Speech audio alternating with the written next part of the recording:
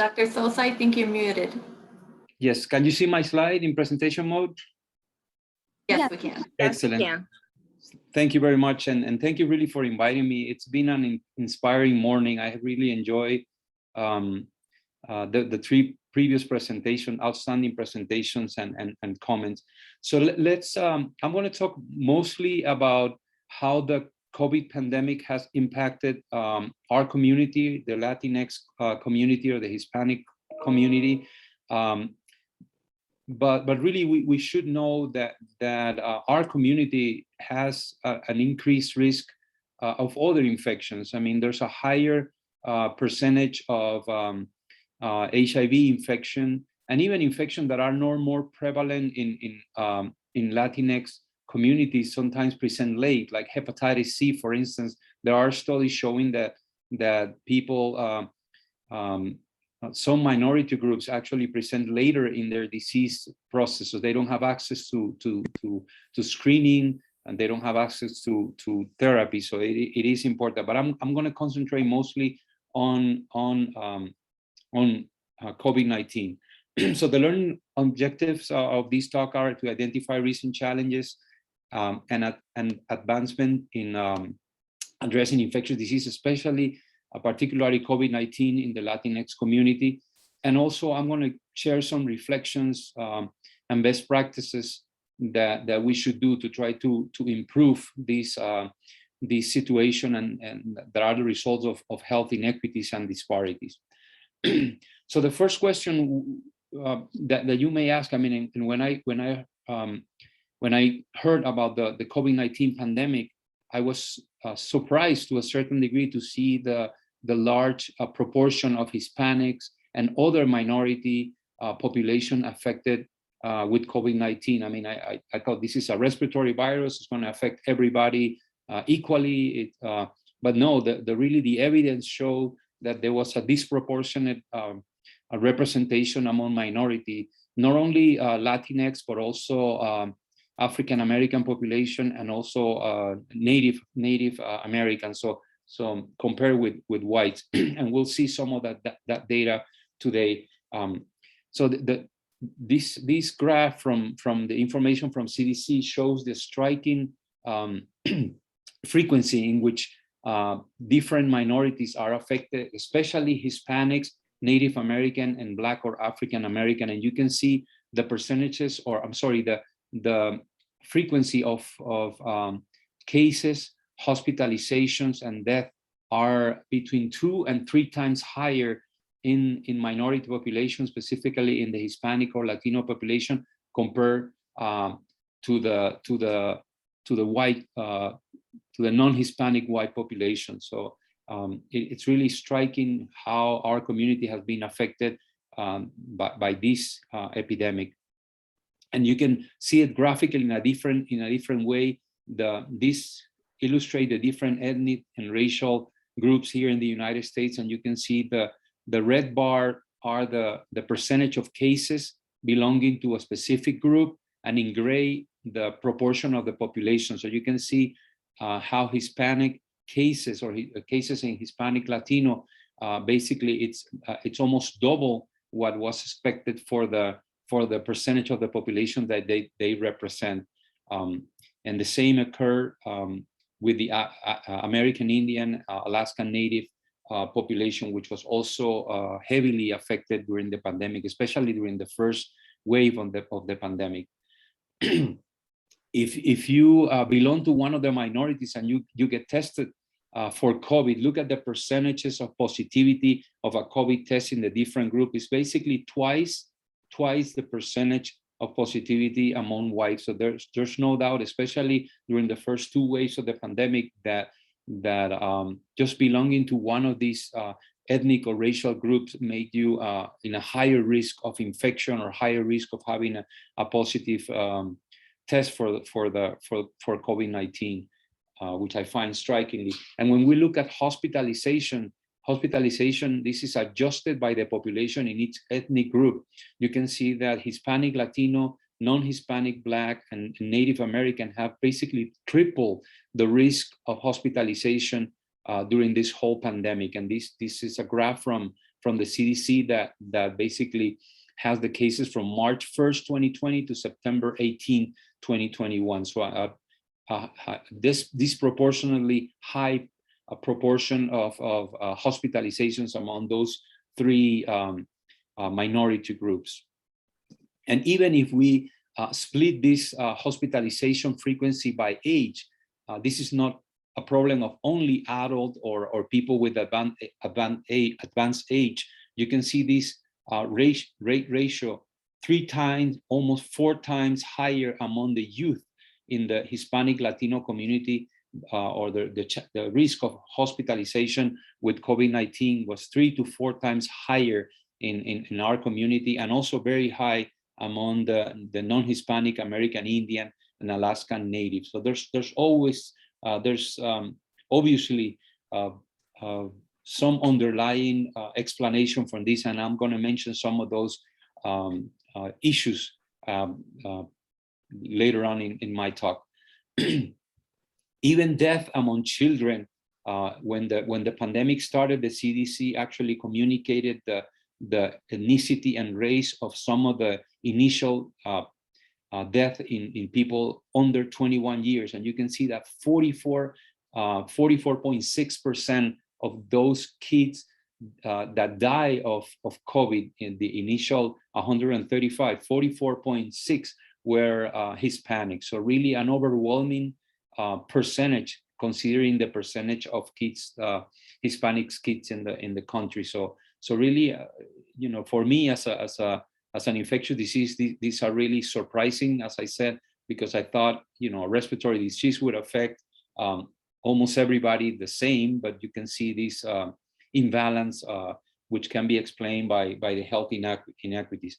And not only that, the life expectancy, which is a standard calculation that we use, has also affected minorities after the COVID pandemic. And this is a paper published in the Proceedings of National Academy of Science by Anders Fay and Goldman, in which they look at the COVID-19, the impact of COVID-19 or the effect of COVID-19 on life expectancy at birth in the US based on projection of total death through December 31st, 2021. And what they found is that for the Latinx population, life expectancy was estimated to decrease in 3.1 years, as opposed to 0.7 years in non-Hispanic whites. And the gap between the life expectancy, the so-called black-white life expectancy gap, has increased from 3.6 years, which was the difference before COVID, now to 5 years after COVID. So not only the short-term increased risk of infection, increased risk of hospitalization, but also there's an obvious impact on survival of our population with the COVID-19. And if you look at even more granular data, and this study by Dr. Paulson published in Journal of Immigrant and Minority Health, they actually divided the Hispanic groups in according basically to other criteria. So non-Hispanic whites are in the dark color here in the bottom, but then they subclassify the Hispanics according to they were black or white Hispanic. And you can see that even among the Latinx group, there's a difference in the proportion of hospitalized and proportion death according to the color of their skin. So black Hispanic had a higher impact than white Hispanic in the impact of or sequelae of COVID-19. So something really amazing, and we'll see some of the reasons and why. I think that the question that for me the most important question is, why has this occurred, and what can we learn from this negative experience or sobering experience to protect our people in the next pandemic, and even protect them if we have subsequent waves of this COVID-19 pandemic. So I think the main explanation obviously lies within the social determinants of health, and you will see in the next slides some of the issues that I think affect the social determinant of health of our people, or nuestra gente, as the title of the talk. And the main determinants of health are illustrated here are healthcare access and quality, neighborhood and built environment, social and community context, economic stability, and education and access of quality. And you can already think how many of these aspects can negatively affect the risk of infection of a person or the risk of developing severe disease, hospitalization, and death in the midst of a respiratory virus. And just to mention things, and I'm going to start with healthcare access. It is obvious, and there have been plenty of literature that minorities, especially recent immigrants, have lack of access to quality healthcare. They have less access to health insurance, and obviously something that I think it's one of the objective of MOLA. It's actually to improve linguistically and culturally responsive healthcare, and obviously specifically for COVID, access to testing was also not available or less available in Hispanic and Latino communities across the United States. So definitely most of these factors related to healthcare access and quality of healthcare impacted negatively our population. If we look at the neighborhood and built environment, we know that some of our people live in less than ideal housing with many members in a single home, with crowded conditions which are conducive to transmission of respiratory diseases, and even living in inner cities next to highways or next to large factories increase pollution. And we know that air pollution, air particles increase the risk of more severe respiratory disease. And obviously our people use frequently public transportation, which is associated with crowding, especially at the beginning of the pandemic, when there were no mask mandates and other measures. Also important are the economic stability, and obviously we know, and I'll show some data, a lot of our people are essential workers, or they work in healthcare facilities, in farm factories and food production processing plants. And obviously they were not able to shelter in place or work in grocery store and other public transportation that really did not stop even during the hardest part of the lockdown. So all of that increases exposure of the population. And finally, obviously, when you're trying to implement changes in a community, inequities in access to education, to health literacy, also impact negatively the reception of the message on prevention. And that's something to consider and to try to improve in the future. And let me show you some of the data behind this analysis that I just presented. OCO published in International Journal for Equity and Health last year, how among people with COVID-19, people in racial and ethnic minority groups were more likely to live in areas of higher population density. This was a study in New Jersey in which there was a clear association between more housing units, inadequate housing, or higher population density, and the probability of ending in the hospital, and including having a high in-hospital mortality, 38.6% among patients that had those social conditions. Also, economic deprivation have been clearly associated with COVID-19, not only in the United States, but in other countries. But this study was published in September of 25 in the Morbidity and Mortality Weekly Report.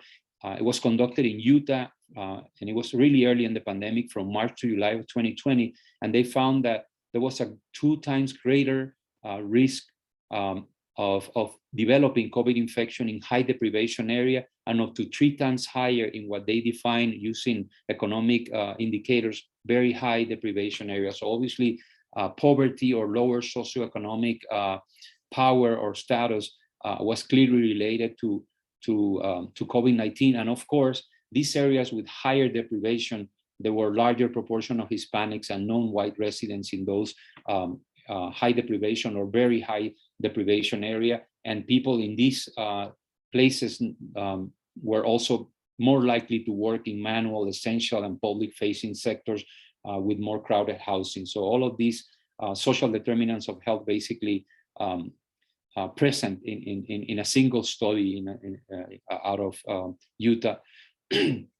Even the CDC recognized the outbreaks in meat and poultry processing facilities, and here they presented in this morbidity and mortality report that 16,000, more than 16,000 workers in meat and poultry processing plants were infected with COVID-19, and obviously 80% of those belong to racial and ethnic minorities. So obviously, just being in that specific industry put you at risk, and was strongly associated with also belonging to one of the racial and ethnic minorities. And this could be explained by many factors, but obviously crowding in the workplace, less than perfect ventilation, also working long hours, and especially at the beginning of the pandemic, not wearing masks and being in close contact increase the risk of these workers to acquire COVID-19. This is from a presentation in Ivy Week just last week by Dr. Dial Hulek, who actually presented data adapted from New York City from light workers. And you can see that some occupations are overrepresented, like workers in grocery, convenience, and pharmacy, 39% Hispanics, building cleaning services, 60%, and most of these jobs were not, the people who worked in those jobs were not able to stay at home during the hardest part of the first and second wave of the pandemic. So, and there's more data on these. This is a publication by Selden and Berhol in a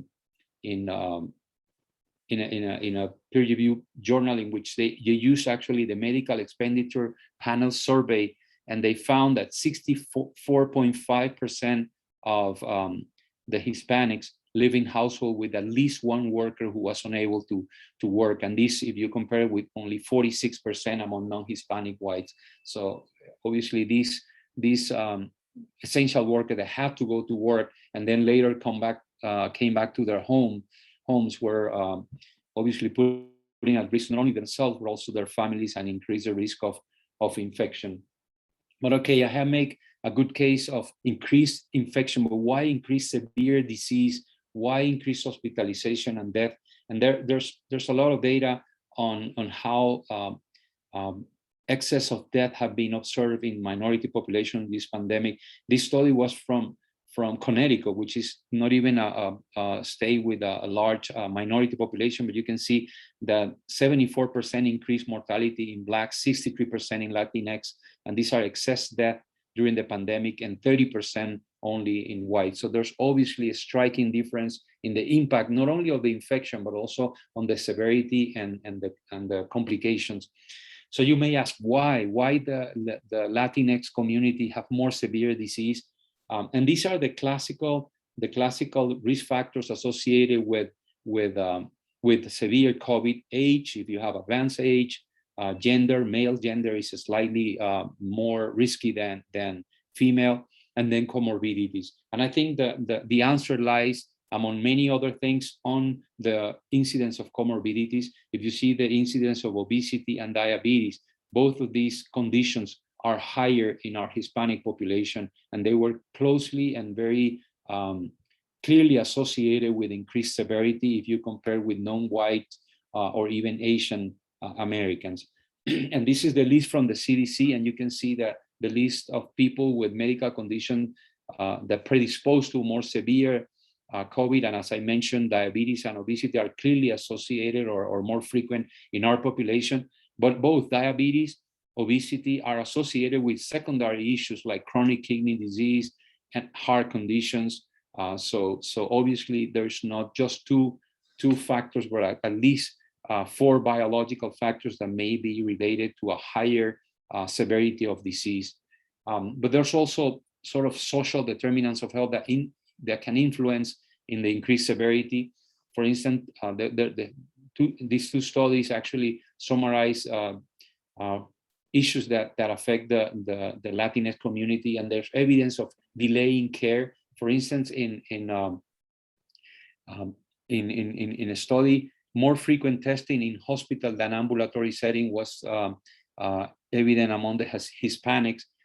19 or almost 20% of the of the Hispanics are also uninsured, as opposed to only 5.4, and that explains the delay in care. So patients presented later in their clinical course, and as I mentioned, they have a higher degree in this other publication of incidence of comorbidities. And obviously, language barriers negatively affect, according to the Office of Minority Health, 72% of Hispanics speak a language other than English at home, and 29, almost 30%, they are not fluent in English, and that have been clearly associated in multiple studies to adversely affect the quality of care and access of care, with increased emergency department visit, longer inpatient hospitalization, and worse clinical outcomes. So that's an important issue with our community too. And obviously, I don't want to fail to mention the issues with immigration status, the fear of deportation, obviously a historic mistrust in medical and public health and other societal institutions, exclusion from insurance eligibility because you are not a legal resident, limitation of personal finances and resources are also important, and then perceived or real restriction to securing essential services and public benefit. It is well known that some of our community members are afraid to actually seek help, seek vaccination, because they are afraid of deportation or having some other negative legal income. And on top of everything, I mean, if the increased risk of infection, increased risk of hospitalization were not enough, the mitigation strategies that were implemented during the pandemic disproportionately affected our population with lost wages, significant unemployment that has not been equally recovered by Latinx and Blacks in this country, loss of health insurance. Obviously, some families face food insecurity and housing instability, especially when the provisions of the government run out, loss of preventive health care. So there are many unintended consequences of not only the pandemic, but also the interventions that we did to try to curtail or flatten the curve, that used to say, of the pandemic. One piece of good news is the vaccination rates, although initial surveys revealed that both Latinx and Black African American had a higher likelihood of not receiving the vaccine or have some hesitancy towards the vaccine. I think, although there's still disparities in the vaccination rate, that is improving. And this is the most recent percent of the total population to have received at least one COVID-19 vaccine. And you can see Hispanics are here 49%, African American 45%, lower than white, which is 69%. I'm sorry, so lower than white, that is 53%, and lower than Asian, which is 69%. So we still have some work to do. The good news, and this is sort of the same data but split over time. In the last 14 days, there have been 23% or an increase in the percentage of Latinx or Hispanics that have received vaccinations. So I think this disparity, at least, it's getting better, and I think it speaks of the effort of a lot of community members and others that are trying to help our population get vaccinated. And there's actually an initiative that I want just to mention. This is a graph from the HIV Medical Association and IDSA and the SIEDP, which basically outlines what needs to be done to try to decrease vaccine hesitancy or improve vaccination access to our community, remove barriers like allowing paper registration, not only online, because there's some of the minority population do not have access to all of or expertise in the management of online resources, engage community leaders, which is very important, especially with culturally appropriate messages, customize vaccine education to the ethnic or racial group or community, and finally get the large professional organization to help improve the messaging towards vaccine acceptance and vaccine delivery and access. What else can we do? And especially thinking of future pandemics, I have mentioned the social determinants of health. the CDC recognizing this issue with the increased risk and increased severity in minority population actually came up early in the pandemic in July 2020 with a strategy, and they based the strategy, the general strategy, in 4 priority strategies, expanding the evidence base. So this is important, gathering information about health disparities, about some of the data that I have shown how COVID-19 has affected different groups differently. Also expanding the programs and practicing for testing, contact tracing, isolation, healthcare and recovery among minority groups, and also focusing also on the essential workers and frontline workers was the strategy number 3. And finally, trying to improve representation of different, of diverse population among healthcare workers to be able to deliver a more effective message. And I think they have been working on this, and I look forward to a publication in which they actually measure the impact of these so-called CDC COVID-19 pandemic, COVID-19 response, health equity, and strategy. My take on this, what we need to do really, and some of these solutions are really not only for the healthcare workers or for it's really a nationwide response. One, it's offering universal healthcare. I think the United States, with all the money and all the development, still have a very deficient healthcare system. I think it's important to promote access to free healthcare to everybody, and also with linguistically and culturally responsive healthcare and appropriate messaging. Regarding neighborhood and built environment, improving housing and developing policies for clear air for our people, water, especially the environment in inner cities, and improvement in public transportation to make it safer. If we look into social and community context, we need to promote more community engagement, and we as healthcare workers have to approach community activists and community workers to be able to deliver a more tailored and appropriate message to our communities. Obviously, you know, in the greatest democracy in the world, we need to improve some things, especially working conditions in many industries need to be improved. Clearly seeing how some industries were affected significantly by this pandemic. This country, I mean, I'm surprised when I moved here 2 years ago that there was not a universal paid sick leave, and people sometimes elect not to go to vaccination or to an appointment because they're going to lose income. And there's definitely the need, from what I mentioned, of a comprehensive immigration policy in the country. And obviously access to quality and affordable education for all, especially knowing the inequities in access to our community. And some of these have been highlighted during this lecture. And finally, obviously, we need to eliminate a structural and systemic racism, or as Dr. Sanchez was mentioning today, ethno-racism and inequities. We need to improve all of these social determinants of health.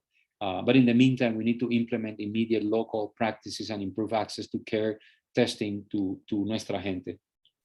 Okay, I think that's it. Thank you very much. I'm gonna stop sharing.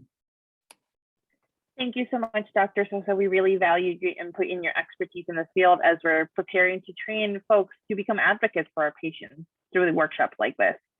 To move along, I'll go ahead and pass it on to Paulina Sosa, who you've all heard much spiel about her wonderful work.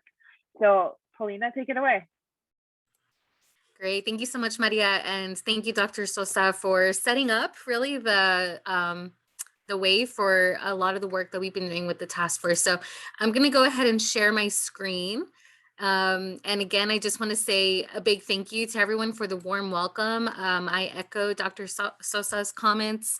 It's really a pleasure to be here with you, and to be here with you on a Saturday morning. So big kudos to everyone for taking the time, you know, to really be a part of this conference on a weekend. So as Maria mentioned, my presentation is really focused on the power of community building, organizing, and storytelling, and how we were able to do this during the COVID-19 pandemic and how that continues moving forward. So I first just want to say that this wouldn't be possible without the immense work and support of our partners. So the Latinx Voices Task Force is very much focused on the power of partnership. Okay, so just wanted to highlight the learning objectives for this presentation. So we're identifying information gaps, fears, and resource shortages that the different communities we work with across the country have identified. We're understanding the positive impacts of collaborative resource repositories. Again, this is through the power of partnership. And then we're leveraging national, state, and local partners to gather and disseminate culturally tailored information. I know Dr. Sosa also mentioned the importance of cultural and linguistic sensitive information given to different communities across the country. So first question is, who are we? What is the task force about? Who is Latinx Voices? Who is the task force? And so, first I just wanted to show you a little picture of our team. So our team actually is across the country. We don't actually have anyone based in Chicago. So maybe there's an opening there for that. But we are all the way from the West Coast to the East Coast. I'm based here in San Antonio, Texas. And so we're just very excited to have such an exciting team with us. The next thing is the vision for Latinx Voices is really, really focused on the celebration and amplification of all Latinx cultures. And I believe this was discussed in the last session as well, the power of embracing our Latinidad and what that means, how that translates in the work we do in healthcare, in public health, and medicine, because it does translate. And so that really is the vision of the overarching Latinx Voices. But the task force, which is the health branch of Latinx Voices, is very much focused on strategic partnership with doctors, promotores, public health, health-based organizations across the country. We also do partner a lot with our federal agencies like CDC or HRSA. And so this is really kind of an all-inclusive partnership at the table. And so the vision of the task force is really focused on bridging a health and information gap through collaboration in Latinx communities and for Latinx communities. And so, of course, with the pandemic and the onslaught that COVID-19 had in our community, as Dr. Sosa showed in our last presentation, COVID-19 was the priority for the last 15 months. But as many of us know, and I'm sure many of us on the call actually work on different health topics, whether it's infectious disease or chronic disease or whatever that may be. And so we know that there are a number of health priorities for the Latinx community. And so now, as of this month, actually, the task force is now expanding to other health topics. And so just to give you a little insight into how the task force works and how we organize the work that we do into the community, we are based and divided into committees. So every other Friday we come together, we meet as a whole, and then we also have our own separate committee meetings. And so it's exciting because in those committee meetings, all of the experts, all of the resources kind of come together to specifically strategize on the work for that particular area. And so we have partnerships, communication. I'm also really happy to say that we now have a translation team. Why? Again, I think this has been said a number of times this morning, but the lack of actual materials that are translated in a way that makes sense for our community. It's great if materials are translated into Spanish, but is that Spain Spanish? Is this really high level medical language? I mean, there's a difference, right, between that kind of level of Spanish and community-based Spanish. And then of course, as we know, I know in Chicago, here in Texas, we have a very high Mexican community, a high proportion of Mexicans here, but I know in parts of DC and other parts of the country, there's, high rates of Puerto Ricanos, or there's Venezuelans, or there's Guatemalans, right? And so each community requires an understanding and kind of that unique understanding. And so that's what the Communications and Translation Committee focuses on. We also have our Media Committee, which of course is focused on the media world.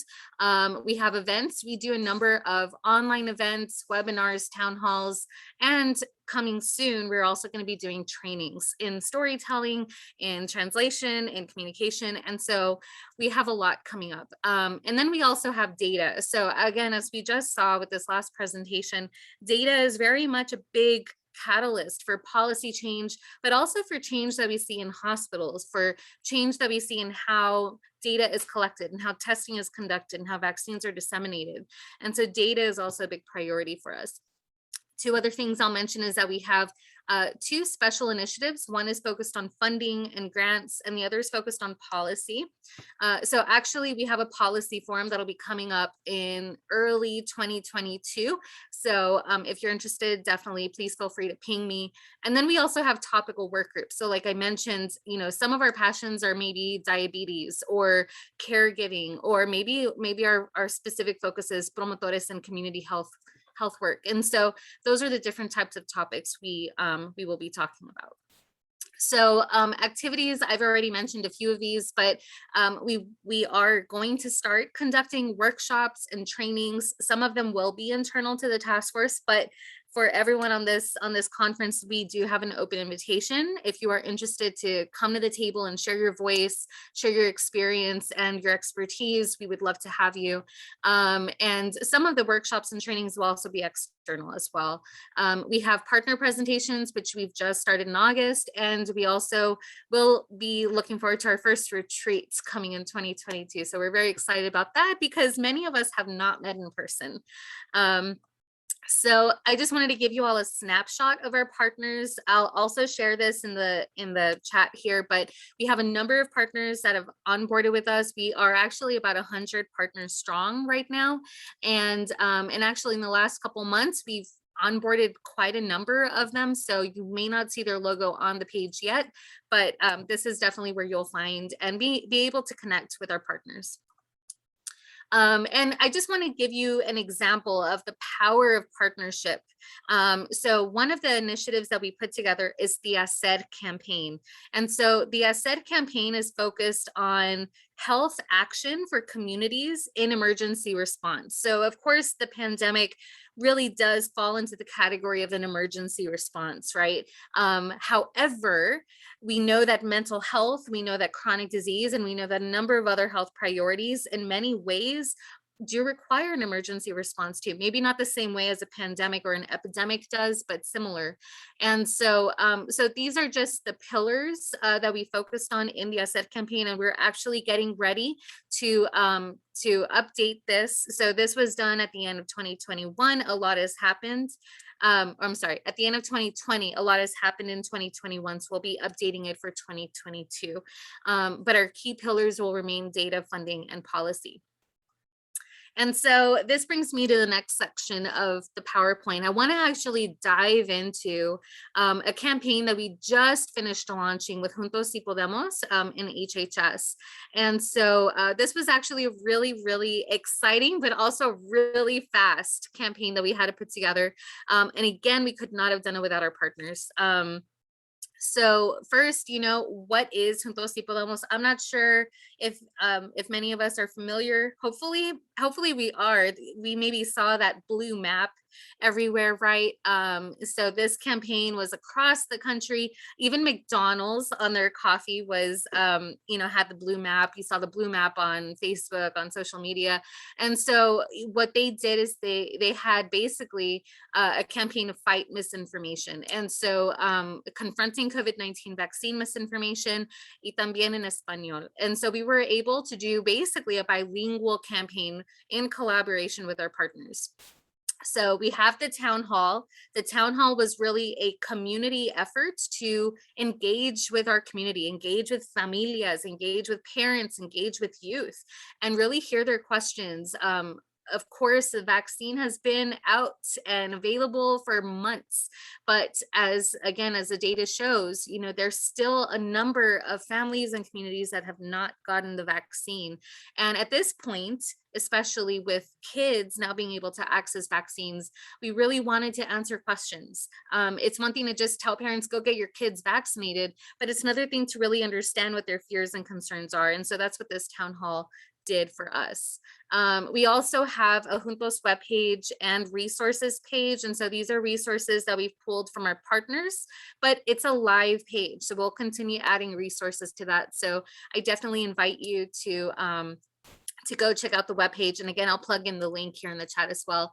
And yes, Andrea, it was an amazing campaign. It was so exciting seeing all of these different organizations come together around this. Another exciting piece, and this really, really talks about the storytelling aspect of the work that we do and the work that we're going to continue to build momentum around, is stories. And so video testimonials was a really big part of our campaign. We were able to get video testimonials from 18 different people. So many of them were parents. We have a few youth, and we also had some of our partners submit video testimonials about life with COVID-19, or just, you know, for our partners, what they did during the pandemic. And so really exciting to just really hear it from them. And again, this is setting precedent for what's to come for other video testimonials in the pipeline. And I want to also share that, you know, we've seen data in your typical papers and research. Of course, in medicine, you know, data comes in a number of forms, but working together with one of our longtime partners, Public Health Maps, we actually coordinated putting together a story map. And so I really invite you to go check out the story map.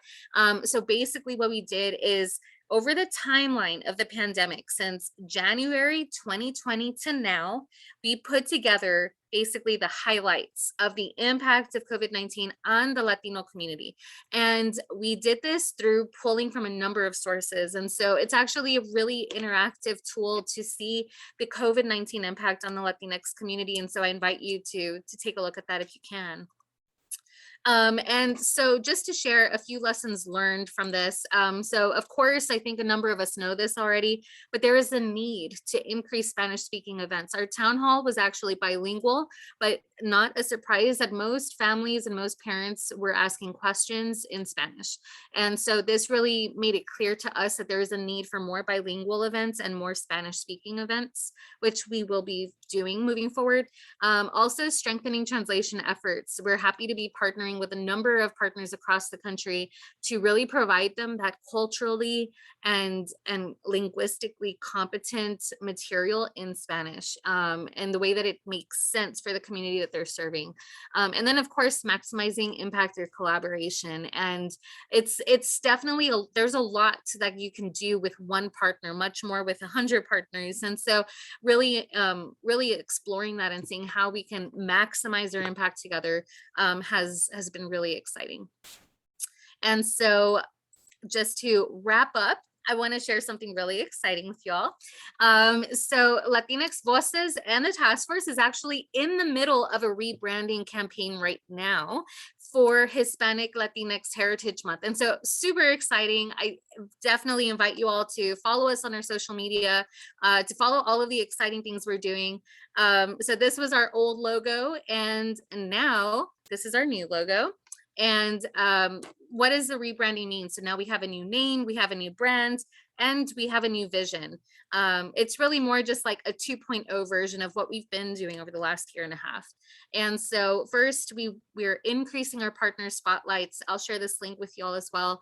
Our first partner spotlight was Health Action Alliance. Super amazing work that they're doing. So I'll share that with you all if you have a chance to read it. And we're also strengthening storytelling. And so this is,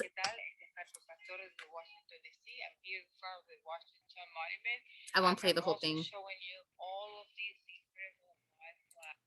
So you all might have heard of the COVID memorial that they're doing at the Washington Monument. So we have some of our friends and partners in DC, they did a video testimonial from there. And so again, strengthening that storytelling piece of who we are and what we do in our community.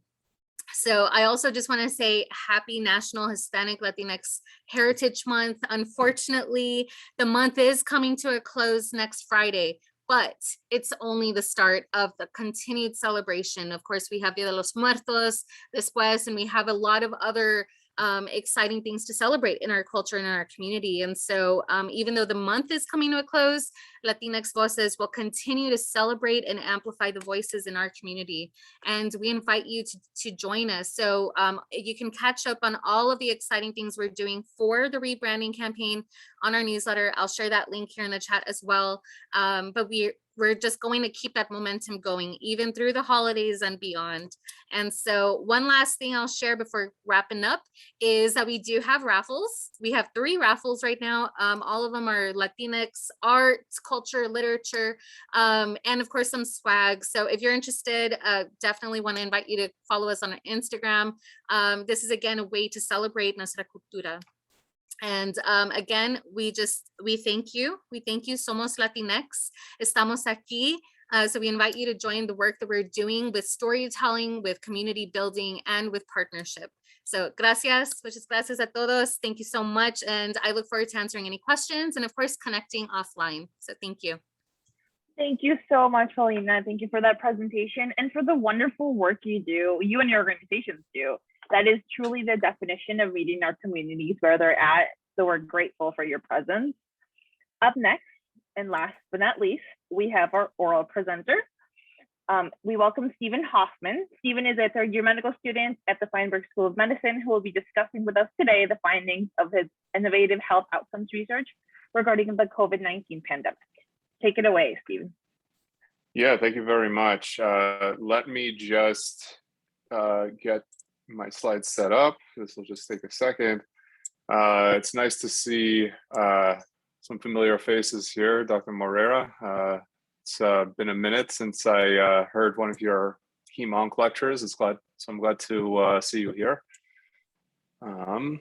Let me just ensure that. So what I'm going to be doing is I'm both on an iPhone and as well as my computer. So let me just kind of work double here for a second, make sure that I am indeed sharing the right thing. Okay, are you all able to see my screen? Yes. All right, yeah, looks like it. Okay, great. So let me make sure. So now are you all able to see my slides? Yes. All right, looks like it, great. All right, and everyone can hear me good and clear? All right. Okay, so yeah, wanted to give a talk that we conducted here at Northwestern, about a project we conducted here at Northwestern. Income is not a predictor of functional disability or 30-day mortality in hospitalized COVID-19 patients at a Chicago area hospital network, namely Northwestern Medicine. And the co-authors are listed here. Really want to thank Dr. Stam for his work in this matter, especially when it came to income analysis in our patients. No disclosures. So to start things off, I think it's important to talk about where we stand in terms of both national as well as municipal data. The aggregate of national patient data has shown that Hispanic persons demonstrate higher rates of reported cases, hospitalizations, deaths due to COVID-19 as compared to white non-Hispanic persons. To bring it close to home, in Chicago, Latinx groups were the most represented ethnic group in terms of COVID-19 cases. And this was as of the beginning of April 2021 when we were writing our initial draft, and this continues to be the case just from these data points that I picked up a couple days ago. Really wanted to underscore here that this is publicly available data and promote using national, state, and municipal data to anyone here who is interested in doing this kind of demographic project, freely available to everyone to use. So to evaluate associations between income, race, Hispanic ethnicity, and functional disability was a main goal of ours, and how they relate to 30-day mortality due to COVID-19, and whether any such associations are attributable to patient-level factors. This could relate to delays in accessing care, to what level of care patients were triaged, or to hospital-level factors such as being treated at an academic medical center. For those who may not be familiar, the way that Northwestern is broken up, we have Northwestern Memorial Hospital, which is our main central node, is a large tertiary care hospital. We also have Central DuPage, which is also considered a tertiary care hospital, and then outlying hospitals in our system that would otherwise be considered community hospitals for the purposes of this study. Now, as for how this study was conducted, this was a retrospective analysis of the first 509 COVID-19 patients admitted to Northwestern. This is an offshoot study from an original that our group had originally published in October 2020, the citation of which is provided below. These were patients that in our initial cohort that were brought in with a confirmed positive COVID test from between March 5th of 2020 to April 6th, March 5th being the date at which, if you were to look in our electronic medical record, is when you can start seeing positive COVID tests. We were rating functional outcome at discharge using the modified Rankin scale. This is a scale that has been validated to retrospectively grade disposition. You can see here how we broke it up from 0 to 2 being patient is able to look after one's affairs, 3 being able to ambulate but not being able to take care of one's affairs, 4 to 5 showing even more increased neurological morbidity where they are unable to ambulate unassisted and needing assistance for bodily care, and 6 being death. And I want to give a big shout out and thank Northwestern Inpatient Physical and Occupational Therapy, because without their detailed notes, we wouldn't have been able to capture this information. And then within this study in particular, we were looking for associations between income and a variety of variables, including outcomes. And we did a logistic regression, which examined associations between outcome treated continuously, 30-day mortality, and ambulatory state at discharge. And we adjusted these for sex and severe COVID-19 disease and hospitalization at an academic medical center. So what did we find? So race was significantly associated with household income, ethnicity, in particular, how we break down Hispanic versus non-Hispanic, had an association with income. A higher percentage of Hispanic patients were found in the lower income group. Patients with lower incomes had greater comorbidity burden. And this was particularly seen with regard to past neurological conditions, hypertension, cerebrovascular disease, and interstitial lung disease. And median household income was significantly lower in patients treated at the academic medical center, but did not predict functional outcomes at discharge as measured by the modified Rankin scale or a difference in odds of 30-day mortality. In fact, functional outcomes were more frequently favorable, and 30-day mortality was lower if patients did get seen at the academic medical center. So in conclusion, income was not associated with measures of morbidity and mortality from COVID-19. And this is a very encouraging finding, particularly given that non-white and Hispanic patients had lower incomes and more comorbidities in our cohort. And what this goes to show is that replicating care received at an academic medical center may mitigate the detrimental effect of socioeconomic disparities on COVID-19 that are seen at the community level. And I wanted to return again to this graphic that's provided through CDC of social determinants of health, and one that some of our very amazing speakers have alluded to in their talks, because at least within this study, healthcare inequality played a substantial role in favorable outcomes, and really underscores that acting within this dimension of social determinants of health should be a top priority to mitigate negative COVID-19 outcomes. And while it may seem that some of the conclusions of this study may be obvious to some, that if you get seen at a place that has more resources or has way faster dissemination of knowledge when it comes to taking care of patients, that they would get better outcomes, you need these kinds of studies in order to further policy and present to your governments in order to get funding and more resources for initiatives that would address these kinds of areas of social determinants of health. And that is my talk. Thank you very much. Thank you so much, Stephen.